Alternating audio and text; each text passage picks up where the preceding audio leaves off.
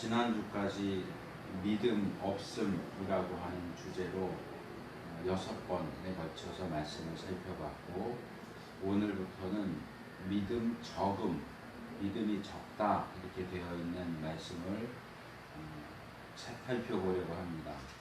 제가 찾은 구절은 모두 5개인데 흥미롭게도 모두 마태복음에 나와 있습니다. 오늘은 그 중에서 첫 번째 말씀인데 산상수훈 마지막 부분에 나오는 말씀입니다. 먹고 마시고 입는 생존과 생활의 문제와 관련된 믿음에 대해서 말씀하신 내용입니다. 본문에서 예수님은 이 말씀을 듣는 자들에게 자기 자녀들을 먹이시고 입히시는 천부, 하늘 아버지죠. 천부에 대한 믿음이 부족하다라고 말씀하십니다. 그래서 오늘 설교 제목이 천부에 대한 믿음이 부족함 이렇게 잡았습니다. 먼저 24절을 좀 살펴보겠습니다.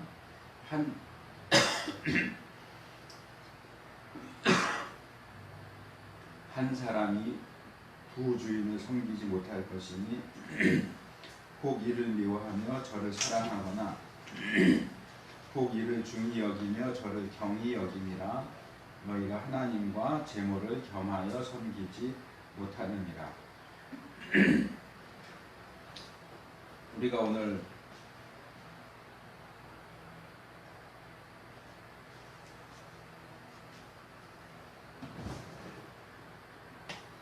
주로 살펴보려고 하는 내용을 가지고 설교를 하겠다라고 한다면 아마 대부분의 목사님들이 25절부터 설교를 아마 할 겁니다. 근데 저는 오늘 본문에 24절을 포함시켰습니다. 왜 그랬느냐 하면 제가 이 24절을 25절부터 34절까지 나오는 내용에 대한 서론이고 요약이라고 보기 때문에 그렇습니다. 또 25절이 그러므로 라고 하는 표현으로 시작되는 것도 역시 이 24절과 25절이 서로 연결되어 있다는 사실을 보여줍니다. 그래서 24절에서 예수님이 무엇을 말씀하시는가 하는 것을 좀 자세히 살펴보면 25절 이하에서 말씀하시는 내용을 이해하는 것이 훨씬 좀 쉬워지지 않겠는가 생각을 합니다.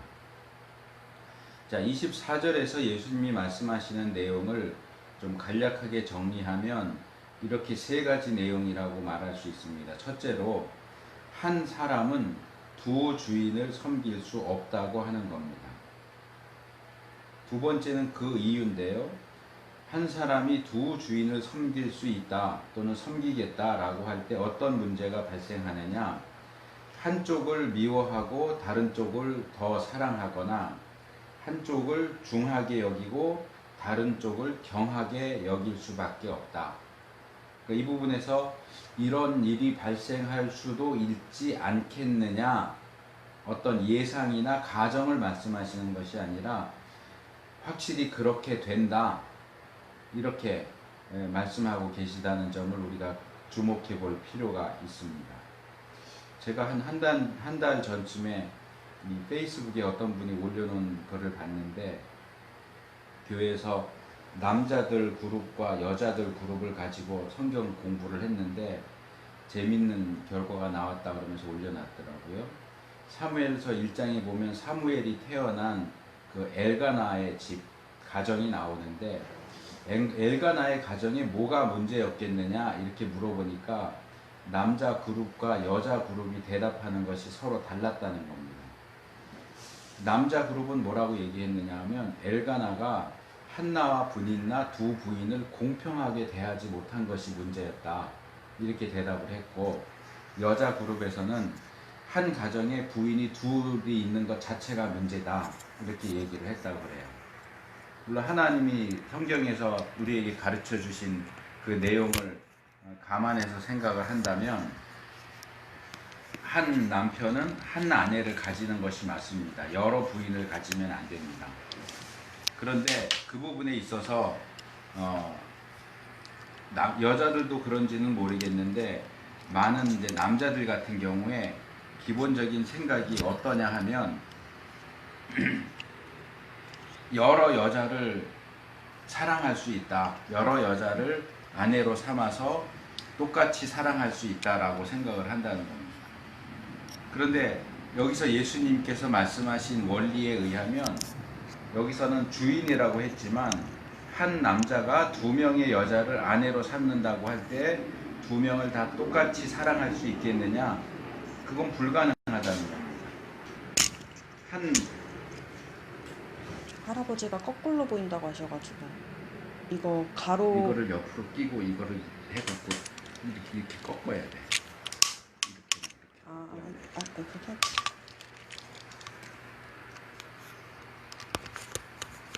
그래서 여기서 예수님이 말씀하신 원리를 가지고 말하자면 하나님께서 처음 사람을 만드실 때 사람의 마음이 이런 식으로 작용하도록 만드셨다 이렇게 봐야 될 것 같아요. 그러니까 우리가 생각할 때는 나는 이 여자도 좋고 저 여자도 좋은데 그냥 둘 다 아내 삼아서 같이 살면 좋지 않을까? 둘 다 사랑할 수 있을, 똑같이 사랑할 수 있을 것 같은데 이게 올바른 건 아니지만 어떻게 보면 많은 남자들이 가지고 있는 어떤 그런 생각일 수 있는데 이 예수님의 말씀에 의하면 불가능하다는 거예요. 여자도 마찬가지겠죠. 나는 이 남자도 좋고 저 남자도 좋다. 둘 다 남편 삼아서 똑같이 사랑하면서 살면 되지. 그게 불가능하다는 겁니다. 한 사람은 두 주인을 섬길 수 없도록 되어 있습니다. 그렇게 만들어져 있습니다. 양쪽 다 똑같이 소중히 여기면 되지. 나는 그럴 수 있어. 다른 사람은 몰라도 나는 그럴 수 있어 라고 말할 수 있을지 모르겠지만 실제에 있어서는 둘 중에 하나는 미워하고 사랑하고 이건 성경적인 표현인데 말하자면 우리가 이해하기 쉽게 바꿔 말하면 좀 덜 사랑하고 더 사랑하고 이렇게 말할 수 있겠죠. 똑같이 사랑하는 건 불가능해요. 더 사랑하고 덜 사랑하고 더 중하게 여기고 덜 중하게 여기고 경히 여기는 식으로 한쪽으로 치우치도록 되어 있다고 하는 사실입니다. 그런데 예수님께서 지금 말씀하시는 이 교훈은 단순히 일반적인 원리가 그렇다 그걸 말씀하시려고 하는 게 아니에요. 훨씬 더 중요한 내용이 세 번째 사항에 나옵니다. 이 세 번째는 뭐냐 하면 이런 원리에 의해서 살펴볼 때 사람은 하나님과 재물을 겸해서 섬길 수 없다고 하는 사실입니다. 세상에 많은 사람들이 또는 심지어 믿는 사람들까지도 하나님과 재물을 겸해서 섬길 수 있다고 이 둘을 다 주인으로 삼아서 똑같이 공평하게 섬길 수 있다고 생각하고 주장합니다. 하지만 예수님께서 보실 때 그건 불가능하다고 하는 사실입니다. 앞에서 지적한 이 사람의 마음이 작용하는 그 원리가 그렇기 때문이기도 하고 또 사람들이 주인으로 섬기려고 하는 하나님과 재물이 가지고 있는 특성 때문에도 그렇습니다.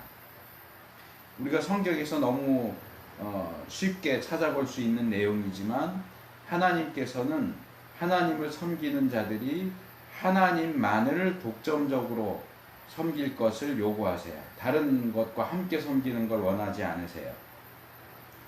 대표적인 구절이 이사야 42장 8절 말씀인데 나는 여호와니 이는 내 이름이라 나는 내 영광을 다른 자에게 내 찬송을 우상에게 주지 아니하리라 이렇게 말씀하세요. 하나님은 하나님과 전혀 대등하지도 않은 것들을 그것들이 마치 하나님이라도 되는 것처럼 하나님과 함께 섬기는 것을 결코 용납하지 않으세요. 대등하게 섬기는 것이 혹시라도 가능할지 몰라도 하나님이 싫으세요. 하나님이 싫다는 거예요. 덜 사랑하기 때문에 싫은 게 아니고 똑같이 사랑하는 것이 불가능하지만 만약 가능하다 할지라도 하나님이 그걸 원하지 않으세요. 그리고 하나님만 그러신 게 아니고 그것은 재물도 마찬가지입니다. 우리가 읽은 개역 성경은 이것을 재물이라고 번역하고 있지만 여기 사용된 헬라어 맘모나스라고 하는 헬라어인데 이것은 맘몬이라고 하는 아람어를 음역한 겁니다. 이 맘몬이라는 단어의 뜻은 안락, 허욕, 돈, 재산, 보물 이런 것들을 가리킵니다. 하지만 동시에 맘몬은 시리아 사람들이 섬기는 재물신의 이름이기도 합니다. 그러니까 재물을 가리키기도 하지만 재물을 주는 신의 이름이기도 해요. 그래서 그것을 염두에 두고서 본문을 읽는다면 예수님께서는 지금 단순히 하나님과 재물을 비교해서 말씀하시는 것이 아니라 하나님과 재물신인 맘몬을 비교해서 말씀하고 계시다고 하는 사실입니다. 이것이 단순히 물질인 재물만이 아니라 그것을 넘어선 재물신이라고 할 때 이 재물신 역시도 독점적인 특성을 가집니다. 어느 시대나 그랬을 거라고 생각이 들지만 우리가 살고 있는 이 현대 사회만 보아도 재물신 정도까지 안 가도 재물만 놓고 보아도 이 재물, 돈이라고 하는 것이 얼마나 탐욕스럽게 독점적인 요구를 하는지를 알 수 있습니다. 돈을 최고의 가치로 여기는 사람들의 모습을 보세요. 그들이 섬기는 돈은 자기를 섬기는 사람들이 돈 이외에 다른 것들을 섬길 수 있는 여지를 남겨두지 않아요. 가정도 돈보다 우선시 될 수가 없고 사랑도 돈보다 우선시 될 수가 없고 심지어 자기 자신도 돈보다 우선시 될 수가 없어요. 사실상 현대 사회에서 돈은 어쩌면 이 세상에 존재하는 모든 가치를 능가하는 최고의 자리를 차지하고 있다, 이렇게 말할 수도 있을 것 같아요. 그래서 결국 여호와 하나님과 재물신인 맘몬은 우리들의 마음 속에서 그리고 우리의 사회 속에서 아주 치열하게 경쟁하고 전투를 벌이고 있다, 이렇게 말할 수 있습니다. 그리고 그런 상황 속에서 나는 하나님하고 맘몬을 동시에 그리고 공평하게 섬길 수 있어, 이렇게 주장하는 것은 말이 안 된다 하는 것이 예수님의 결론입니다. 이렇게 24절 내용만 이 원론적인 측면에서 살펴보아도 이것은 상당히 강력한 메시지가 될 수 있습니다. 이 구절을 통해서 우리의 재물관, 돈에 대한 우리의 관점을 새롭게 하는 것도 가능할 거라고 생각이 됩니다. 하지만 오늘 설교의 목적은 그게 아니고 처음 설교를 시작하면서 말씀드린 것처럼 이 24절 말씀은 25절부터 나오는 말씀의 서론입니다. 예수님께서 이 24절에서 말씀하시는 이 원리는 25절 이하에 나오는 실제적인 상황과 연결되어서 살펴져야 한다는 겁니다. 그래서 이 24절에 제시되는 이론만 가지고 재물이 그렇구나, 재물만 위하는 게 위험하구나, 조심해야 되겠네, 이렇게 생각하고 이렇게 말하는 것만으로는 불충분하다고 하는 겁니다. 그래서 우리는 우리의 실제적인 삶과 먹고 마시고 입는 문제, 그러니까 여기서 예수님이 말씀하시는 먹는 것, 마시는 것, 입는 것은 24절에서 말씀하신 맘몬과 관련된 더 구체적이고 실제적인 문제라고 말할 수 있습니다. 그래서 아주 구체적이고 실제적인 우리의 삶 속으로 들어와서 먹는 거, 마시는 거, 입는 문제를 놓고 볼 때 이 맘몬과 하나님을 동시에 섬기는 문제를 생각해 봐야 된다. 이 말씀에 너희 자신을 비춰봐야 된다 라고 말씀하시는 겁니다. 먹고 마시고 입는 실제적인 문제에 있어서 우리가 그것들, 맘몬을 섬길 것인지 하나님을 섬길 것인지를 판가름할 것을 요구하고 계시는 겁니다. 25절로 넘어갑니다. 그러므로 내가 너희에게 이르노니 목숨을 위하여 무엇을 먹을까 무엇을 마실까 몸을 위하여 무엇을 입을까 염려하지 말라. 목숨이 음식보다 중하지 아니하며 몸이 의복보다 중하지 아니하냐 말씀하십니다. 아까도 지적한 것처럼 이 25절이 그러므로 라고 해서 시작되죠. 그러니까 이것은 24절에서 예수님이 말씀하신 사람은 하나님과 만몬을 겸하여 섬길 수 없다. 그렇기 때문에 이렇게 이야기가 진행되는 겁니다. 그러니까 만몬의 대표적인 내용인 먹는 것, 마시는 것, 입는 것을 위해 놓고 염려하는 것은 만몬을 섬기는 것이다 라고 말씀하고 계시는 겁니다. 사실 여기서 예수님이 지적하시는 모습은 우리가 찾아보기 어려운 건 아니에요.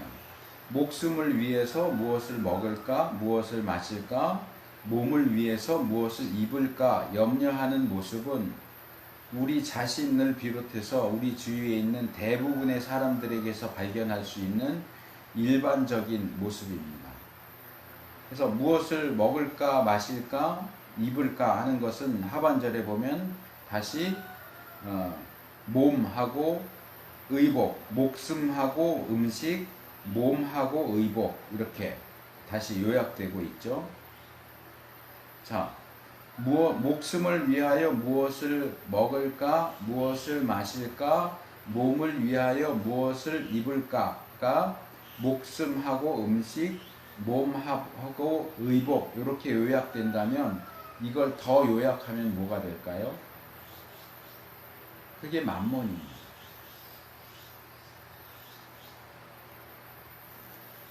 제가 앞에서 만몬이라는 단어가 가진 뜻이 안락, 허욕, 돈, 재산, 보물이라고 소개를 했습니다.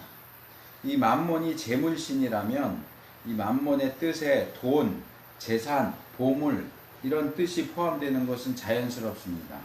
그런데 왜 여기에 안락이나 허욕, 헛된 욕심 이런 것도 여기 포함이 될까요? 그것은 모든 사람이 가지고 있는 생각, 단순하게 말해서 돈이면 다 된다 라고 하는 사고방식이 여기 반영되어 있기 때문이라고 생각이 됩니다. 돈, 재산, 보물은 우리에게 안락을 주고 심지어는 우리의 허욕까지도 채워준다 라고 보는 거죠. 그런데 이러한 안락과 허욕의 가장 밑바닥에 있는 기초적인 영역이 바로 목숨을 위한 음식과 몸을 위한 의복이라고 하는 사실입니다. 그래서 많은 사람이 예수님께서 지적하시는 것처럼 목숨을 위하여 무엇을 먹을까, 무엇을 마실까, 몸을 위하여 무엇을 입을까 하고 염려합니다. 그리고 이런 염려를 단번에 해결해 줄 수 있는 것이 바로 돈이죠. 만몬이죠. 우리의 목숨을 보존하고 생존하기 위한 음식, 우리의 몸을 위한 의복들을 마련하기 위해서는 돈이 있어야 됩니다. 그래서 모든 것은 돈으로 통한다. 돈만 있으면 뭐든지 할 수 있다. 이런 생각들이 만연되어 있고 그러다 보니까 우리 시대에 돈이 최고의 가치를 차지하게 되는 겁니다. 심지어는 교회 안에서도 하나님이 아니라 돈이 최고의 가치를 차지하고 믿는 사람들의 사고방식과 삶 속에서도 하나님이 아니라 하나님의 말씀이 아니라 돈이 최고의 가치를 차지하고 있는 것을 너무도 쉽게 발견하게 됩니다. 그래서 예수님은 이런 태도나 이런 추세에 대해 일침을 가하시죠. 그것은 목숨이 음식보다 중하지 아니하며 몸이 의복보다 중하지 아니하냐라는 말씀입니다. 이것은 소위 말하는 수사적인 질문이에요. 이거는 답이 정해져 있어요. 이렇게 그렇지 않으냐 이렇게 물어보면 그런가 아닌가 생각할 것도 없이 당연히 그렇다라고 대답할 수밖에 없는 답이 정해져 있는 질문이에요. 당연히 음식보다 목숨이 중요하죠. 옷보다 몸이 더 중요하죠. 그런데도 만몬의 지배를 받는 사람들은 더 중한 목숨보다 덜 중한 음식, 더 중한 몸보다 덜 중요한 의복을 더 염려하고 더 추구합니다. 목숨과 몸보다도 음식과 의복을 더 염려하고 추구하는 사람들은 사실은 만몬을 섬기는 자들이다, 이렇게 말해야 합니다. 하나님을 믿는다고 나는 믿는 사람이다, 구원받았다, 그리스도인이다 이렇게 말하면서도 어떻게 좀 더 좋은 음식을 먹을까, 더 좋은 의복을 입을까, 더 좋은 핸드백, 더 좋은 구두 신을까, 더 좋은 차 사서 타고 다닐까, 그걸 위해서 염려하고 그것을 위해서 더 많은 돈을 벌기 위해서 아등바등하는 사람들은 하나님보다 만몬을 더 사랑하는 사람이고 더 중히 여기는 사람입니다. 지금 예수님은 그렇게 하지 말라고, 그렇게 해서는 안 된다고 말씀하고 계시는 거예요. 예수님은 우리 목숨을 위한 음식과 우리 몸을 위한 의복이 사실상 만몬이 주는 것이 아니라 하나님께서 주신다 하는 사실을 이 26절 이하에서 말씀하십니다. 이제 뒤에서 살펴보겠지만 이 부분에 대한 예수님의 말씀은 하나님께서 호세아 선지자를 통해서 하신 말씀하고 아주 흡사합니다. 당시에 이스라엘 백성들은 남편이신 여호와 하나님을 저버리고 바알신을 쫓았습니다. 그러면서 이렇게 말합니다. 호세아 2장 5절, 나는 나를 연애하는 자들을 따르리니 저희가 내 떡과 내 물과 내 양털과 내 삶과 내 기름과 내 술들을 내게 준다, 이렇게 말해요. 연애하는 자들이 바알이에요. 근데 이제 구약에 보면 바알이, 우리는 그냥 보통 바알이라고만 알고 있지만 바알들 이렇게 복수형으로 사용돼요. 그러니까 바알이 신이 하나가 아니고 여럿이에요. 서울에 있는 바알, 인천에 있는 바알, 김포에 있는 바알, 뭐 이런 식으로 되어서 바알들 이렇게 불러요. 그래서 바알들이 나에게 필요한 걸 다 주기 때문에 나는 바알을 따라갈 거야, 이렇게 말한다는 거죠. 그래서 거기에 대해서 하나님도 이렇게 말씀하시죠. 호세아서 2장 8절, 곡식과 새 포도주와 기름은 내가 저에게 준 것이요 저희가 바알을 위하여 쓴 은과 금도 내가 저에게 더하여 준 것이오늘 저가 알지 못하도다. 우리의 풍요가 풍요 자체나 또는 풍요를 준다고 믿는 우상에 대한 숭배로 변질되지 않도록 조심해야 돼요. 우리가 살아가려면 돈이 필요한 것은 사실이지만 그렇다고 해서 돈을 숭배하면 안 된다는 겁니다. 자, 26절, 27절. 공중의 새를 보라, 심지도 않고 거두지도 않고 창고에 모아들이지도 아니하되 너희 천부께서 기르시나니 너희는 이것들보다 귀하지 아니하냐? 너희 중에 누가 염려함으로 그 키를 한 자나 더할 수 있느냐? 26절 이하에서 예수님께서는 하나님께서 음식과 의복을 주신다 하는 사실을 자연의 예를 들어서 말씀을 하시는데, 먼저 여기 26절과 27절에서는 공중의 새를 드시면서 먹을 것을 주시는 하나님에 대해서 얘기합니다.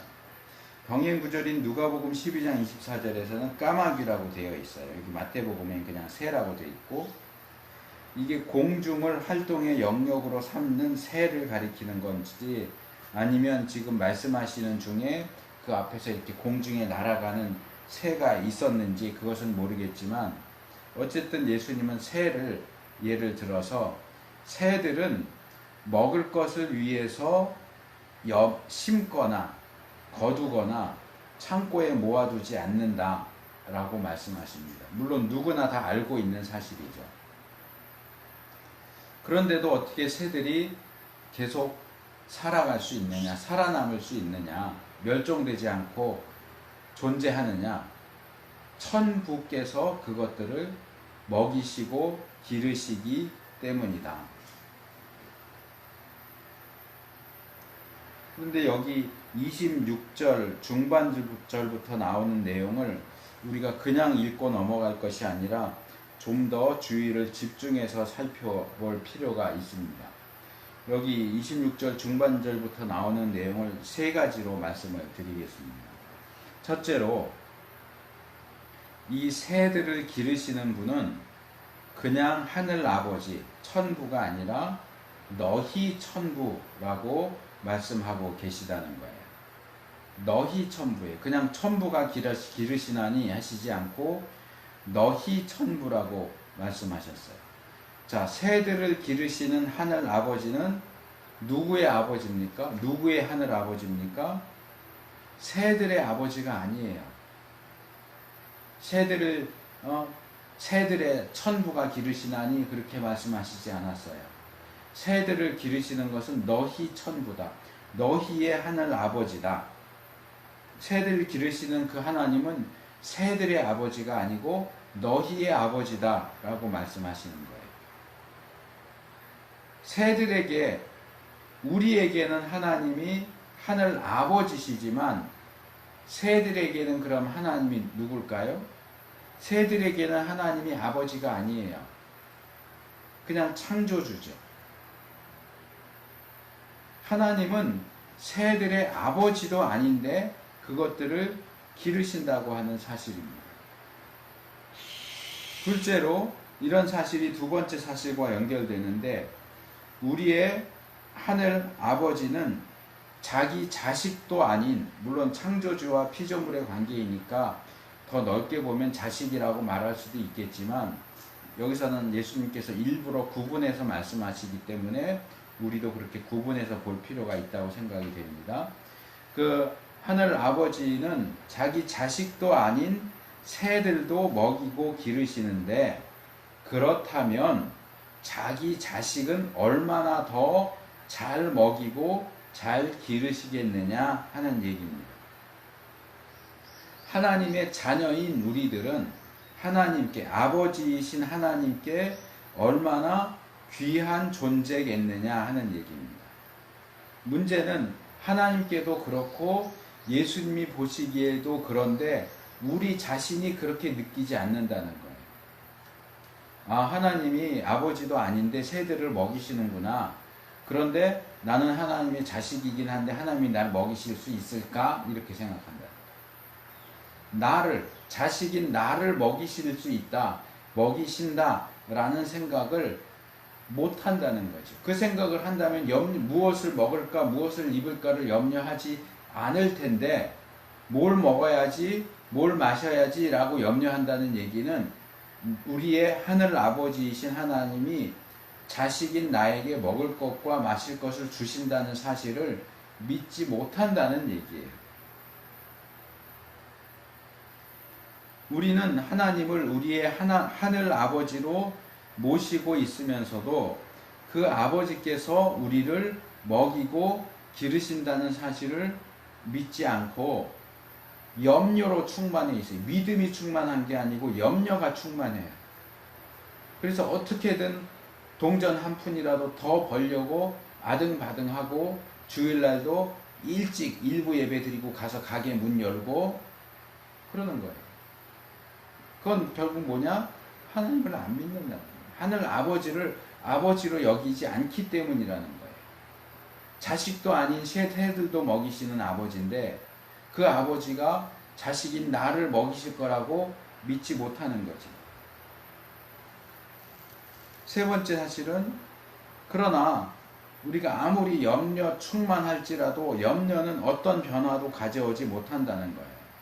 우리가 염려한다고 해서 우리의 키가 한 자라도 더 커질 수 없고, 우리가 염려한다고 해서 없는 먹을거리가 생기는 것도 아니라는 겁니다. 염려가 우리를 먹여 살리는 게 아니고 우리의 하늘 아버지께서 우리를 먹여 살리시기 때문에 그렇습니다. 그런데도 염려 충만해서 정말로 우리를 먹여 살리시는 분이신 하나님 아버지를 버리고 그저 우리 눈으로 보기에 우리를 충만하게 채워줄 것처럼 보이는 맘몬에게, 바알에게로 이끌리는 것은 얼마나 어리석은 일이냐 하는 겁니다. 호세아 시대에 어리석은 이스라엘 사람들이 하나님과 바알 사이에서 저질렀던 오류를 오늘날 우리도 하나님과 만몬 사이에서 그대로 반복하고 있다고 하는 점을 예수님이 지적하고 계시는 겁니다. 28절부터 30절. 또 너희가 어찌 의복을 위하여 염려하느냐? 들의 백합화가 어떻게 자라는가 생각하여 보라. 수고도 아니하고 길쌈도 아니하느니라. 그러나 내가 너희에게 말하노니 솔로몬의 모든 영광으로도 입은 것이 이 꽃 하나만 갖지 못하였느니라. 오늘 있다가 내일 아궁이에 던지우는 들풀도 하나님이 이렇게 입히시거든 하물며 너희일까 보냐 믿음이 적은 자들아. 자, 여기서 예수님께서는 두 번째로 첫 번째 공중의 새에 이어서 들의 백합화를 예로 드십니다. 백합화는 자기가 입을 옷을 위해서 수고하지도 않고 길쌈을 하지도 않습니다. 하지만 예수님께서 보실 때에 이 백합화 꽃 하나가 입은 그 옷이 솔로몬 왕이 그의 모든 영광을 다해서 입은 것보다 더 낫다라고 평가하십니다. 여기서도 몇 가지 사실을 좀 더 살펴보겠습니다. 첫째로, 앞에서는 예수님께서 하나님의 자녀도 아닌 새들과 하나님의 자녀인 우리를 비교해서 말씀하셨다면, 여기에서는 우리와 오늘 있다가 내일 아궁이에 던지우는 들풀을 비교하고 계시다는 거예요. 여기서 예수님께서 사용하신 표현은 앞에서 사용하신 새와 비교할 때 훨씬 더 강력합니다. 들풀은 하나님의 자녀가 아닐 뿐만 아니라 오늘을 있다가도 내일은 아궁이에 던져지는 거의 가치가 없는 존재예요. 모르겠어요. 꽃을 좋아하는 사람들은 어떨지 모르겠는데 밖에 나가서 펴있는 들풀을 보면서 애지중지하고 다음날 갔더니 그 꽃이 말라 죽었다고 엉엉 우는 사람이 있을지 모르겠어요. 들에 나가면 얼마든지 볼 수 있는 풀. 근데 그게 다음날 말라 비틀어져서 죽었다고 슬퍼합니까? 그거 걷어다가 불쏘시개 삼아서 아궁이에 던진단 말이에요. 거의 가치가 없어요. 누구도 귀하게 보지 않아요. 그런데도 그렇게 금방 버려지고 태워질 그것을 누가 돈을 들여서 귀하게 입히겠느냐 말이에요. 수명이 하루밖에 안 되는데 하루밖에 안 되는 그것을 이쁘게 꾸미려고 1,000만 원 이렇게 들여서 꾸며주겠냐 말이에요. 그런데 하나님께서는 그 꽃을 솔로몬의 영광보다 더한 것으로 입히신다는 겁니다. 이러한 비교, 극단적인 비교에 우리가 좀 주목할 필요가 있다는 겁니다. 두 번째로, 그런 점을 염두에 두고서 본다면 하나님께서 하나님의 자녀들인 우리를 입히지 않을 것이라고 염려하는 것은 정말로 어리석은 일이 아닐 수 없다고 하는 겁니다. 그래서 예수님께서 이 말 참 중요하다고 저는 생각하는데요. 들의 백합화가 어떻게 자라는가 생각하여 보라 말씀하셨어요. 생각을 좀 하면서 살라는 얘기예요. 공중에 나는 새를 보고도 좀 생각을 하고 들에 피어있는 들꽃을 보고도 생각 좀 하라는 얘기예요. 이것은 바꿔서 말하면 도대체 왜 생각을 하지 않고 사냔 말이에요. 하나님이 이렇게 많은 것들을 보면서 우리가 생각만 좀 하면 하나님이 어떤 분이신지, 하나님이 우리를 어떻게 대하시는지, 우리가 하나님을 어떻게 생각해야 하는지, 우리가 하나님을 어떻게 믿어야 하는지 알 수 있는데 도대체 왜 그렇게 생각이 없이 요즘은 아니고 좀 지나갔지만 그 인터넷에서 많이 표현하는 것처럼 문외아처럼 뇌가 없는 사람처럼 왜 그렇게 생각을 안 하고 사냔 말이에요. 말씀을 읽고도 좀 생각 좀 하고, 자연을 보고도 좀 생각을 하고, 설교 들으면서 좀 생각하고, 좀 생각을 좀 하면서 살란 말이에요.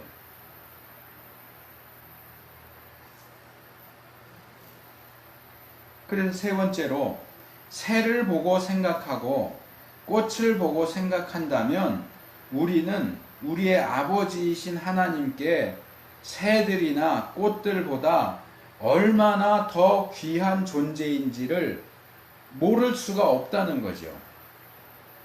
먹는 것, 입는 것 때문에 그렇게 염려하면서 아등바등 살지 않아도 된다는 것을 알게 된다는 겁니다. 그것을 예수님께서는 하물며 너희일까 보냐 라고 말씀하시죠. 여기 사용된 이 하물며 라고 하는 표현은 헬라어로 말론이라고 하는 단어인데 비교급을 나타내는 표현이에요. 영어로 말하면 better죠. better. 무엇보다 좀 더 이런 표현이에요. 우리의 하늘 아버지께서는 새들보다 얼마나 더 들꽃들보다 얼마나 더 우리를 귀하게 여기시고 얼마나 더 극진하게 먹이시고 입히시겠느냐 하는 것을 강조하기 위해서 하물며 라고 말씀하시는 거예요. 네 번째로 그리고 이런 사실들과 논리에 근거해서 믿음이 적은 자들아 라고 하는 말씀을 하세요.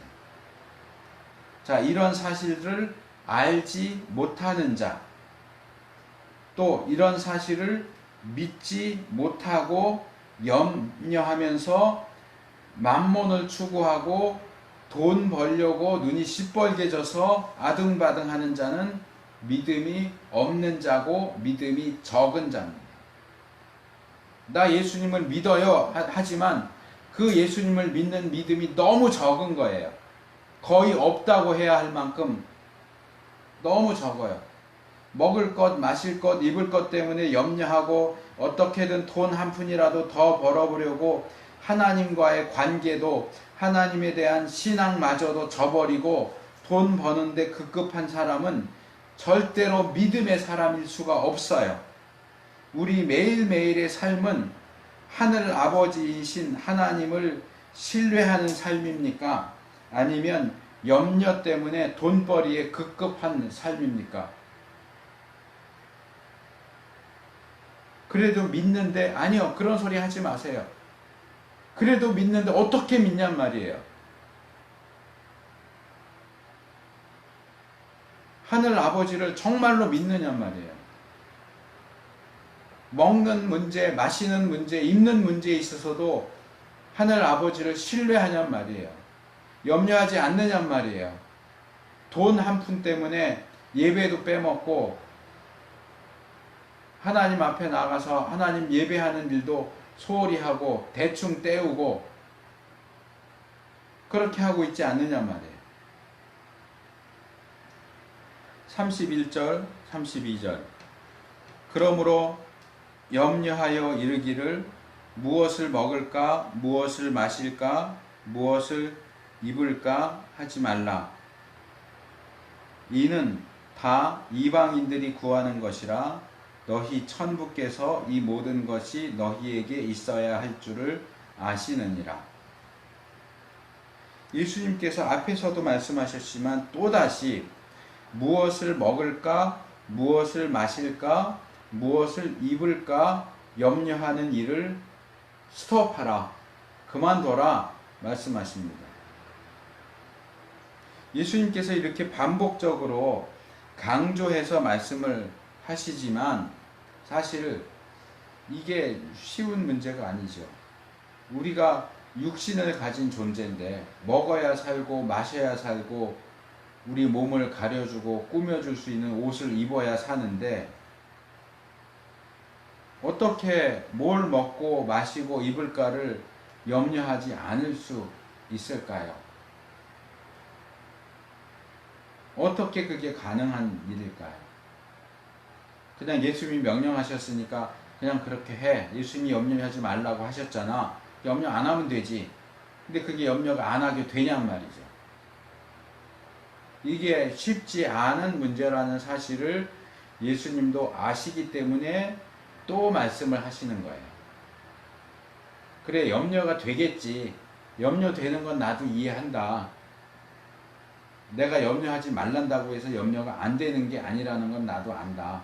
하지만 그래도 염려하지 마라. 왜?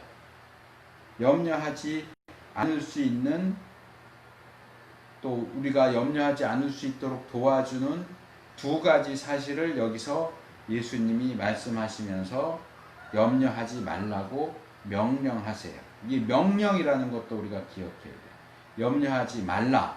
염려하지 않았으면 좋겠구나. 무슨 권면이나 염려하지 않는 게 좋을 텐데 충고하시는 게 아니에요. 권면하시고 충고하시는 게 아니에요. 명령하고 계세요. 염려하지 말라. 왜 이렇게 명령하세요? 첫째로 무엇을 먹을까, 무엇을 마실까, 무엇을 입을까를 염려하는 것은 하나님을 모르는 이방인들이나 하는 염려이기 때문에 그렇습니다. 이방인들은 새들이나 꽃들처럼 하나님을 그들의 아버지로 모시고 있지 않는 사람들이에요. 물론 그럼에도 불구하고 하나님께서는 하나님을 모르는 이방인들도 역시 새들이나 꽃들처럼 먹이시고 입히십니다. 그럼에도 불구하고 이방인들은 하나님과의 인격적인 관계, 아버지와 자식의 관계를 맺고 있지 않기 때문에, 또 하나님에 대한 지식이 없기 때문에 당장 먹고 마시는, 그들이 지금 먹는 것, 마시는 것이 하나님께로부터 온다는 사실을 알지 못합니다. 대신에 그들은 자신들이 먹고 마시는 것이 자신의 노력으로 얻은 것이라고 생각하겠죠. 내가 열심히 한 달 동안 열심히 뼈 빠지게 일해서 번 걸로 먹고 마시고 있는 것이 뭘 하나님이 줘, 이러겠죠. 근데 그렇게 하루하루 한 달, 두 달 살아가다 보니까 이렇게 먹고, 지금 먹고 마시고 있는 것을 다 쓰고 나면 그 다음엔 어떻게 하지? 내가 다니는 직장에서 잘리면 어떻게 하지? 당장 내일이라도 수입이 끊어지면 어떻게 하지? 염려할 수밖에 없어요. 이게 예수님이 이방인에 대해서 말씀하시는 기본적인 사실입니다.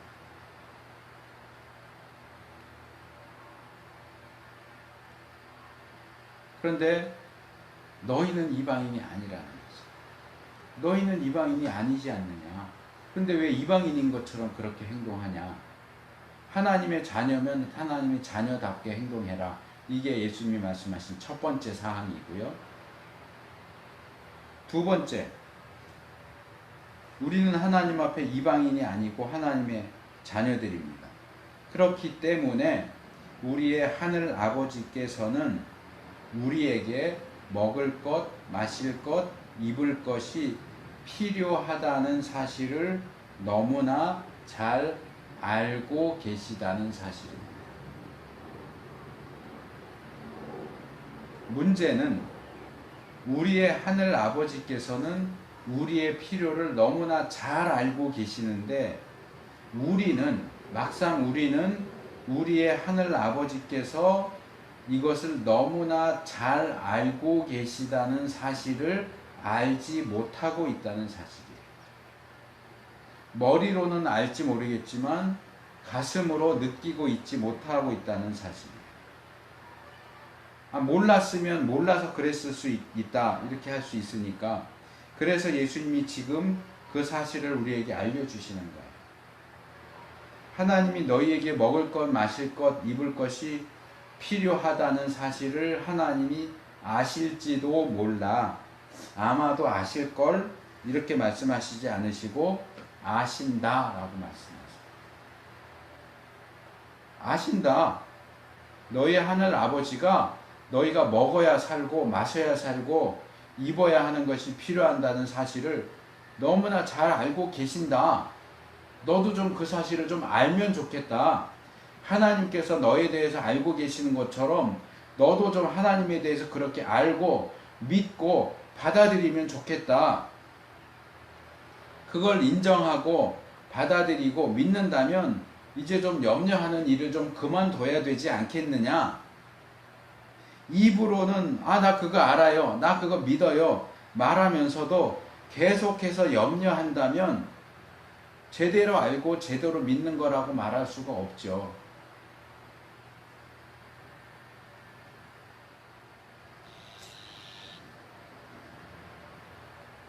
제가 요즘 몇 달에 걸쳐서 계속 장염 증세가 자꾸 나타나서 약을 좀 5세째 5일치 사다 놓고 일단 나아지면 또 놔뒀다가 또 증세가 나오면 또 먹고 이렇게 하는데 확실히 약을 먹고 나면 좀 나아요. 증세가 가라앉아요. 근데 이제 약을 거의 다 먹다 보니까 요즘에도 조금 뭔가 이상하다 싶으면 배가 꾸르륵 하고 장염 증세가 나타나면 트름을 하게 되는데 트름하면 그 냄새가 무슨 정로한 냄새에다가 그 사이다나 콜라 먹고 트름하면 그 탄산가스 냄새 나오는 것처럼 그게 섞여 있는 그 아주 독특한 냄새가 나요. 근데 그 액으로 된 거 하고 약을 먹고 나면 한 2번, 지난번 마지막에는 1번 먹었는데 괜찮아지더라고요. 먹으면 그 증세가 이제 조금씩 가라앉아요. 근데 제가 그 사실을 아는데 막 장염이 와가지고 뱃속이 부글부글하고 설사가 나오고 누워있을 수도 없고 앉아있을 수도 없는데 약이 있는데도 불구하고 그 약을 안 먹고 버틴다면 얼마나 어리석은 일이겠어요. 장염약 먹으면 나 장염 증세가 좋아지는 거 알아. 나 이 약이 효과가 좋은 거 믿어. 이렇게 말하면서도 장염이 너무 심해서 탈수해서 쓰러질 지경인데도 그 약이 있는데도 먹지 않고 버티고 있는다면 제가 그 사실을 제대로 알고 있는 거라고 말할 수 있을까요? 아니, 알면 먹어야죠.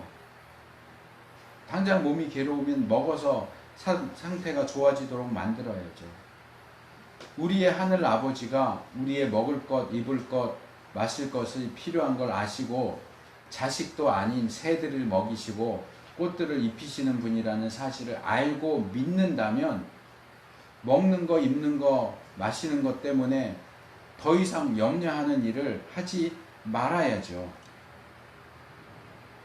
물론 그럼에도 불구하고 우리가 이 땅에 발을 디디고 살고 육신을 입고 살기 때문에 쌓아놓은 것이 많이 있다면 몰라도 그렇지 않다면 이 부분에 대해서 염려하지 않는 것이 결코 쉬운 일이 아니라는 것도 인정합니다. 저만 인정하는 게 아니고 예수님도 인정하시는 것 같아요. 그러니까 계속 반복해서 말씀하시고 강조해서 말씀을 하시는 거예요. 염려하지 마라.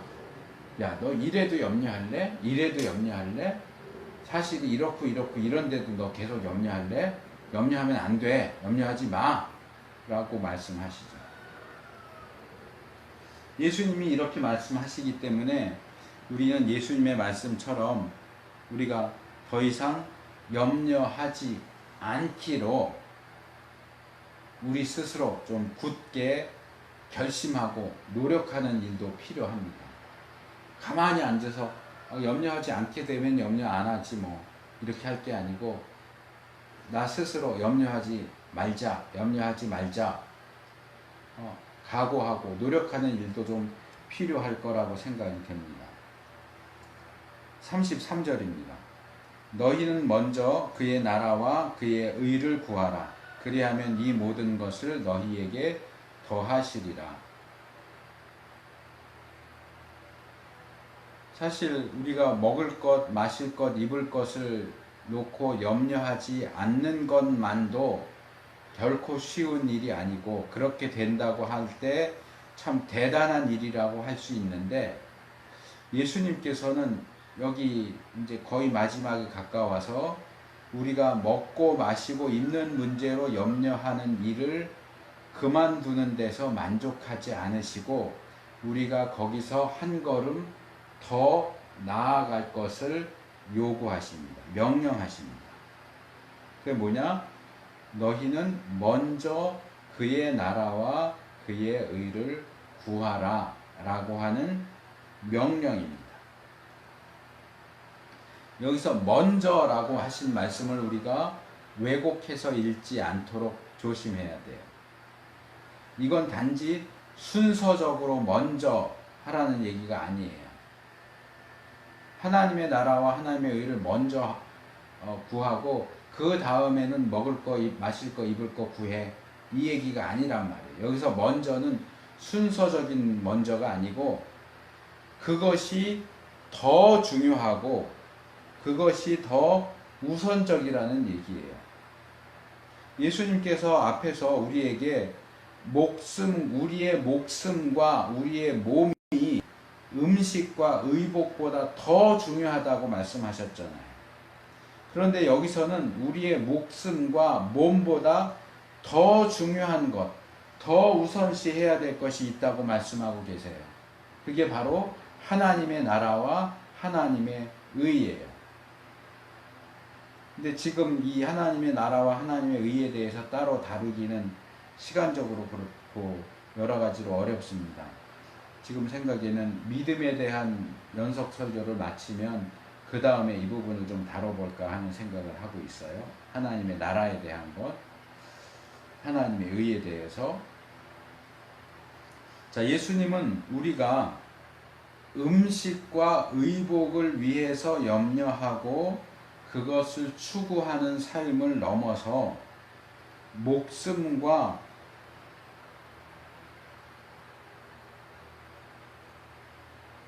몸에 대한 부분도 그게 더 중요하다 하는 사실을 인식하고서 살아가기를 원하시는데,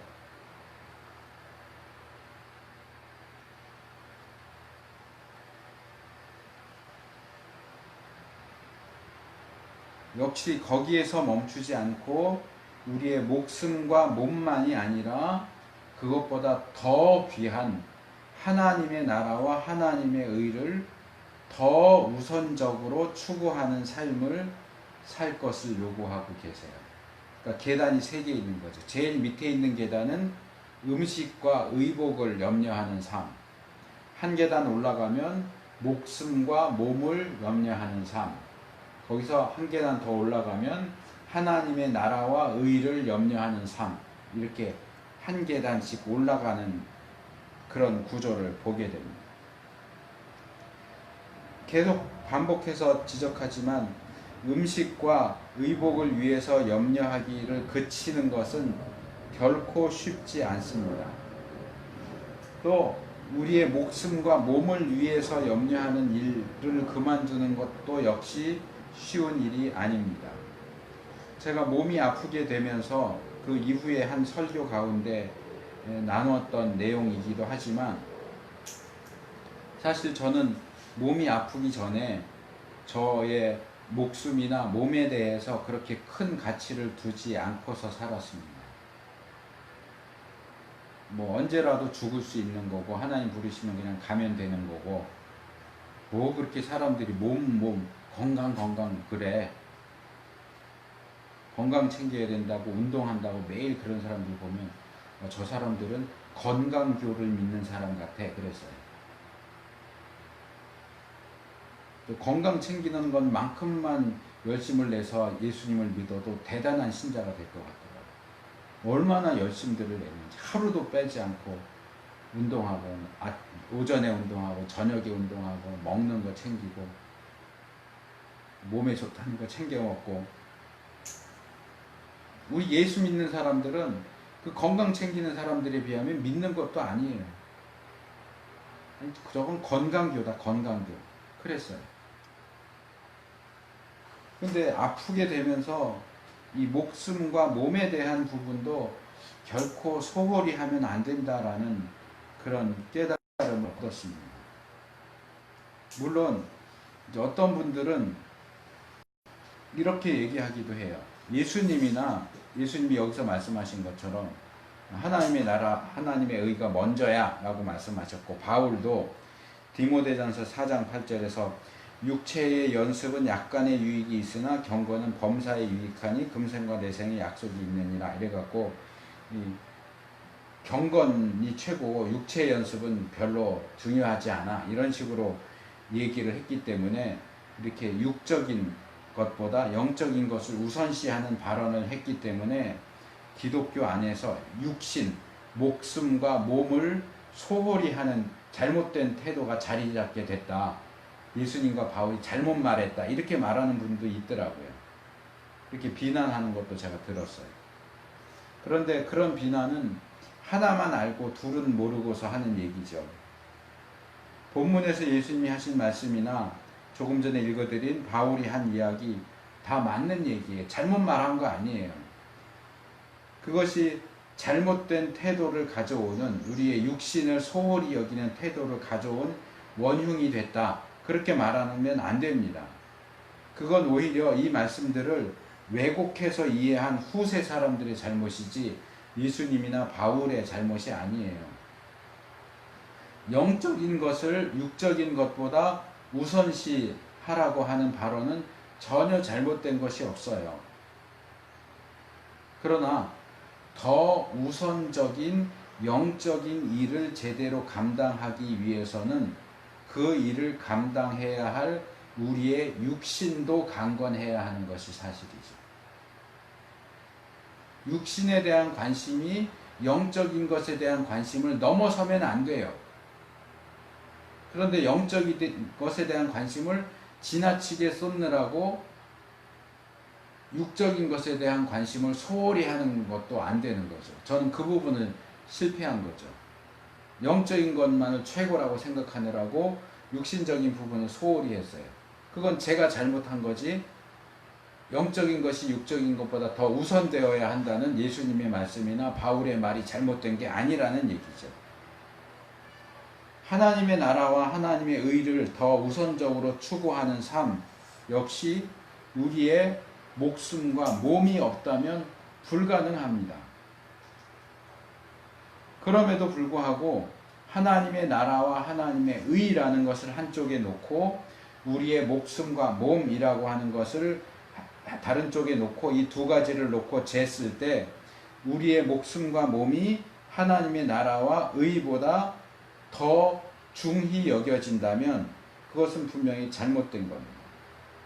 기본적인 요소, 좀 전에 제가 말씀드린 기본적인 요소, 다시 말해서 하나님의 나라와 의를 추구하기 위해서는 우리의 목숨과 몸도 강건해야 한다 하는 것은 기본적인 것으로서 깔아놓되 무엇이 더 우선적으로 고려되어야 하느냐라고 할 때는 분명하고 흔들림이 없이 하나님의 나라와 의가 우선적입니다 라고 말할 수 있어야 된다는 거예요. 그게 잘못된 거다라고 말하면 안 돼요. 음식과 의복을 목숨과 몸보다 우선시하는 것이 잘못이듯이 목숨과 몸을 하나님의 나라와 의보다 우선시하는 것도 역시 잘못이기 때문에 그렇습니다. 우선적으로 추구해야 하는 것을 우선적으로 추구할 수 있도록 우리의 사고방식과 생활방식을 바로 잡는 것이 필요합니다. 자, 마지막 34절입니다. 그러므로 내일 일을 위하여 염려하지 말라. 내일 일은 내일 염려할 것이요 한날 괴로움은 그날에 족하니라. 이 34절을 보면서 이런 생각을 했어요. 야, 예수님의 말씀이 33절에서 끝났으면 뭔가 굉장히 깔끔했을 것 같은데 이 34절을 왜 붙였지? 꼭 사족같이 보이는데 하는 생각이 들었어요. 내일 일을 위하여 염려하지 말라. 이 말씀 앞에서부터 예수님이 줄기차게 하셨던 말씀인데 또 마지막에 와서 또 하세요. 그만큼 그 일이 쉽지 않기 때문이겠죠. 육신을 입은 우리는 비록 우리가 믿는 사람들이라고 할지라도 오늘 무엇을 먹고 마시고 입을 것인지 또 내일 무엇을 먹고 마시고 입을 것인지에 대해서 염려하는 일을 그만두기가 그만큼 쉽지가 않다는 거죠. 그래서 예수님은 너무 염려가 돼서 얘기하고 또 얘기하고 다짐받고 또 다짐받았는데도 마음이 안 놓여서 뒤돌아서기 전에 다시 한번 또 다짐이라도 받는 것처럼 이 말씀을 또다시 반복하세요.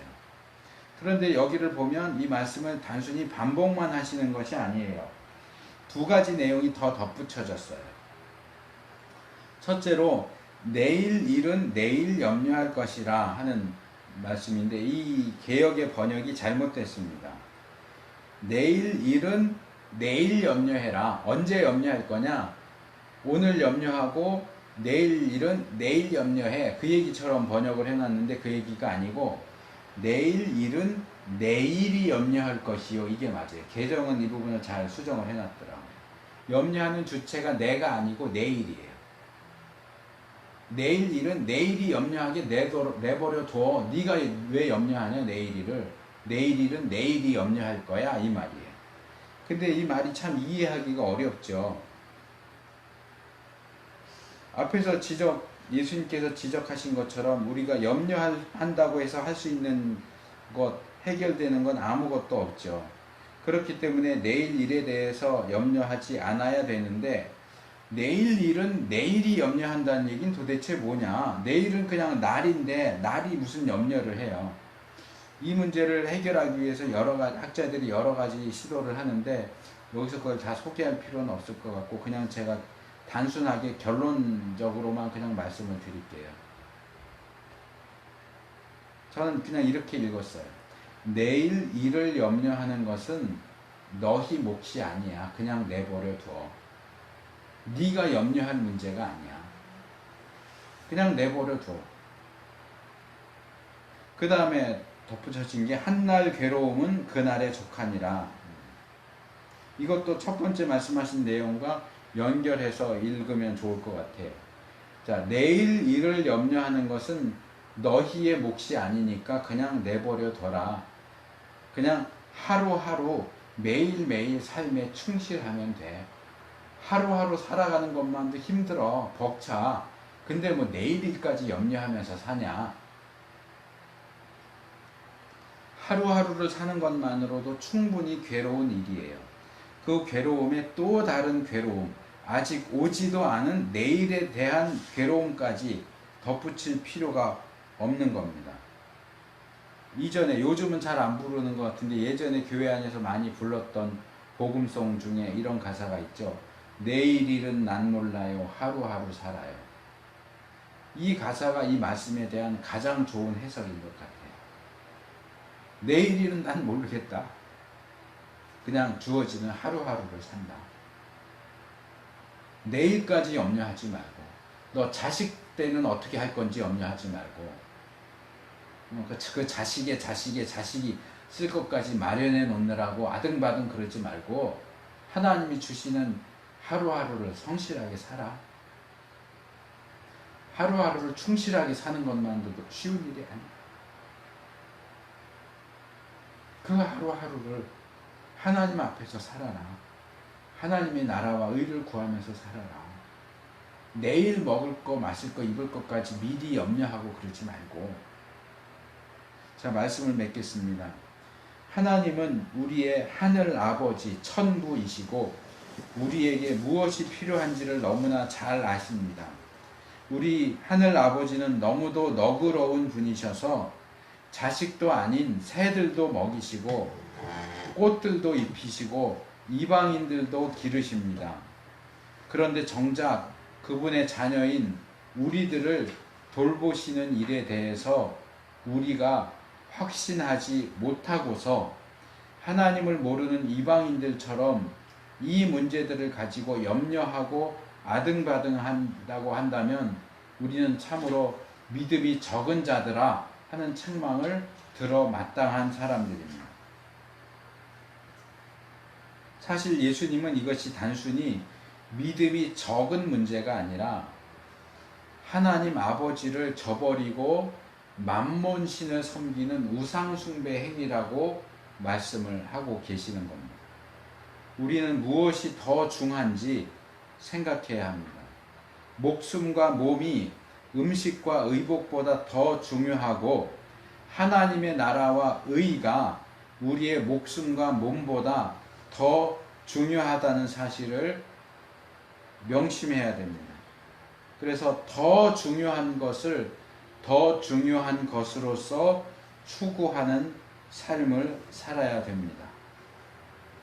믿음이 적어서 정말 중요한 것을 받아들이지 못하고 중요하지도 않은 것들을 붙잡고서 쩔쩔매고 아등바등하고 그러지 말고 정말 중요하고 정말로 우리의 인생을 바쳐야 하는 일에 우리의 모든 것을 집중하는 삶을 사시기 바랍니다. 우리가 그렇게 하나님의 나라와 의를 더 중히 여길 때, 먼저 추구하는 삶을 살 때 우리의 필요를 아시는 하나님 아버지께서 우리에게 필요한 모든 것들을 공급해 주신다고 예수님이 약속하십니다. 우리가 우리에게 이 사실을 믿는 믿음이 있습니까? 아무리 우리가 입으로 믿음 하고 떠버릴지라도 이 사실을 믿지 못한다면 그 사람은 믿음이 적은 사람입니다. 그 사람은 만몬을 섬기는 사람입니다. 우리의 매일의 삶 속에서 먹고 마시고 입는 아주 구체적이고 실제적인 문제에 있어서 우리에게 믿음이 있다는 사실을 증명해 보일 수 있기를 바랍니다. 그게 너무나 힘든 일이기 때문에 우리의 노력과 결단도 필요하지만 그것만으로는 불가능하기 때문에 이 일에 있어서도 하나님께서 우리를 도우시기를 간구해야 됩니다.